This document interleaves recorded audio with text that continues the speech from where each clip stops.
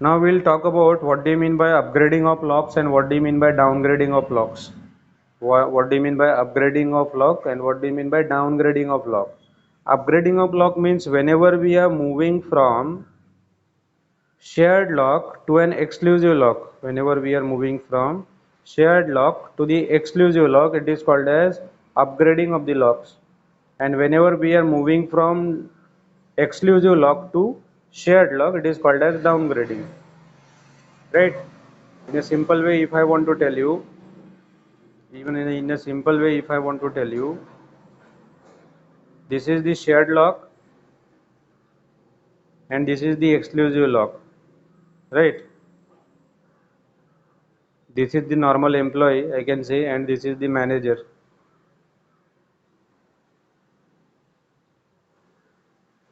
Right? This is normal employee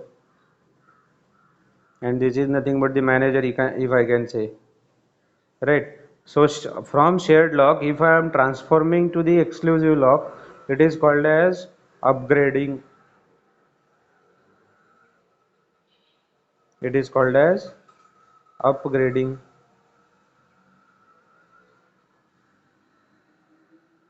And when I am moving from, mean to say, एका employee पासना जर मी from employee to manager, if I am deputing, then definitely I am upgrading. It will get upgraded or promoted, I can say.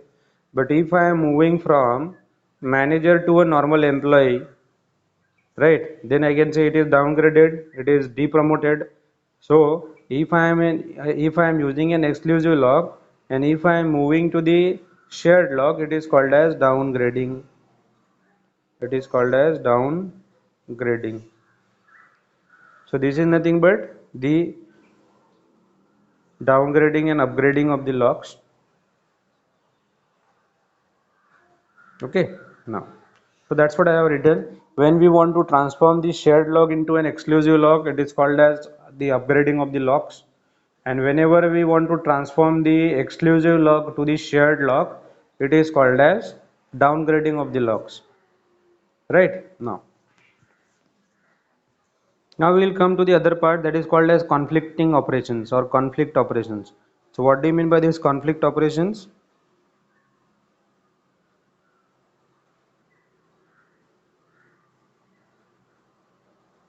What do you mean by the conflicting operations? The conflicting operations or the operations are said to be conflicting if the following conditions hold. Which is the first condition? The first condition is if the operations belong to different transactions. When there will be a conflicting between the operations, whenever the operations are belonging to the different transactions, as well as they must work on the same data item, along with at least one of the operation must be a write operation. So in the previous lecture only I have told you, whenever there will be a conflict, whenever if I am having two transactions T1 and T2, and if I am saying I am having reading the value of A, here also I am reading the value of A, no problem. If I am reading the value of A and here I am writing the value of A, there is a chance that there might be a conflict. Or if I am writing here and if I am reading here, there is a chance of getting conflict. Or if I am writing here as well as here also, if I am trying to write, then there is a chance that the conflict will get occur. So here there is no problem, but here if I am doing, there is a chance that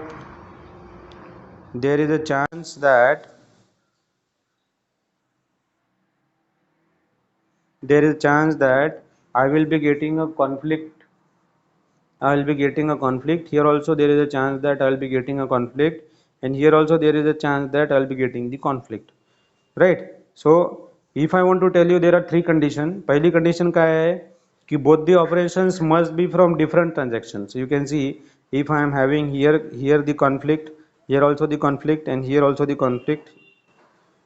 In all the three cases, I am working on this. They are whatever the operations are there, those operations are belonging to the different transactions, right? This particular operation is belong to T1, this particular transaction is belong to T2. Then I am having the second, what I can say, the second condition, that it must operate on the same data item. So you can see both they are operating on the same data item. Here also I am having A, here also I am having A, all the data item is same, and one of the operation must be a write operation. So you can see here I am having a write operation, here also I am having a write operation, and here both the operations are write operations. That's why there is a chance of getting conflict, that those operations are called as conflicting operations. Okay. Now likewise there is another, what I can say, scheduling, that is called as an equivalent scheduling. Right. What do you mean by equivalent scheduling? What do you mean by equivalent scheduling? Two transactions are said to be equivalent if they produce the same database states. Two states are two schedulings are said to be what I can say, the transactions are said to be equivalent if they produce the same database state. Right. Now here I have talked about the example. You can see, right, whether these particular transactions are equivalent or not, whether the transactions are equivalent or not. So you can see I am having two schedules. This is my schedule 1 S1. This is nothing but the schedule 1 S1, where I am having T1 and T2, and they are working in a the transactions are written in this way. I am having read the value of A, then read the value of B, then write the value of A, and then write the value of B. I am having another schedule S2. This schedule, you can see here, I am reading the value of B first in transaction T2, then I am reading the value of A in transaction T1, then I am writing the value of B in transaction T2, and then I am writing the value of A in transaction T1. Are both equivalent? Yes, both are equivalent. How? Both are equivalent, you can check it out. Even though you are putting the values and you are, what I can say, you are applying some operations, you will get the same state. Right, you will get the same state. So that's why this transaction S1 and S2, both the transactions are equivalent. I can say both the transactions are equivalent. Okay, S1 and S2 are equivalent. That is called as equivalent scheduling. Now there is one more topic, that is called as a conflict equivalent. Now we have seen what do you mean by conflict operations, and we have seen already, just now we have seen what do you mean by equivalent scheduling. Now what do you mean by the conflict equivalent scheduling? आतापर्यंत आपण हे दोन वेगळे वेगळे topic बघितले की what do you mean by conflict operation and what do you mean by equivalent scheduling. Now I am combining them to make it as conflict equivalent scheduling. So what do you mean by conflict equivalent? What do you mean by conflict equivalent, that we are going to see. Okay, but so let's start.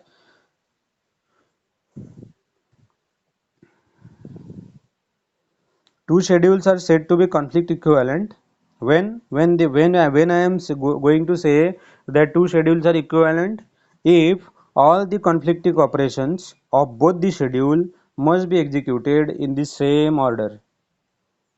Right, what I am trying to tell you, one more time I will read it for you.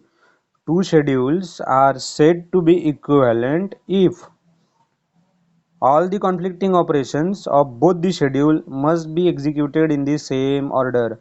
Now this example is also, this particular example whatever I have written is also conflict equivalent. How? You can see, now you can see I am having two schedule. This is my schedule S1. What schedule S1 says? What schedule S1 says? The schedule S1 is saying R1A. 1 means what? Transaction 1, and 2 means what? Transaction 2. So read the value of A in transaction 1, then read the value of B in transaction 2, then write the value of A in transaction 1, and then write the value of B in transaction 2. So you can see here whatever the representation, this representation has been written here. Right. Here which are the different conflicting operations. यामध्ये तुम्हाला कुठले कुठले conflicting operations दिसत आहेत मला सांगा. Which are the different conflicting operations. Is there any conflicting operations. Is there any conflicting operation. आहे का कुठे कॉन्फ्लिक्टिंग ऑपरेशन दिसतोय. Here I am saying what. Read the value of A. Is there any right on A. No. Here I am reading the value of B. Is there any right operation on B in transaction T1? कहते हैं मला काय म्हणायचं. You can see here I am reading the value of A. Is there any in transaction T1? In transaction T2, is there any right operation on A? There is a right operation, but this right operation is on B. Right? That's why there is no conflict. In the same way, if I want to talk about, here I am reading the value of B, but in transaction T1 I am reading the value of B, but in transaction T1 I am not writing the value of B. Yes, I am writing the value of B, but that belongs to the same transaction. So if it is in same transaction, there is no conflict. If it is belong to different transaction, then there is a conflict, right? So that's why this particular what I can say, schedules, two schedules S1 and S2 are conflict. The two schedules are equivalent. There is no issue of conflict here. Okay, then the next topic is there, that is called as serializability. In your exam they are asking one question based on serializability. What do you mean by the serializability? And there are two types of it are there. One is conflict serializability and another one is view serializability. So both we are going to talk about. Okay, see.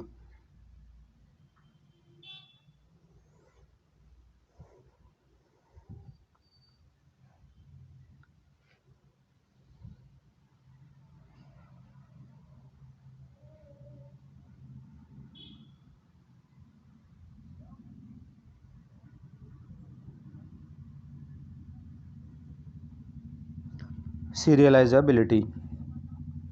A schedule of n transactions, whatever the number of transaction, a schedule of n transaction is said to be serializable if it is equivalent to some other schedule or some other serial schedule of n transactions. This is very important. What do you mean by serializability? As the name itself suggests, in the previous example also I have told you, one type of schedule is called as serial schedule and another type of schedule is called as concurrent schedule. These are the two types of schedules are there. What do you mean by concurrent schedule? Mean interleaving of the operations are allowed. And what do you mean by serial schedule? One transaction will get executed in a simple in one slot, in one stroke. That is called as serial schedule.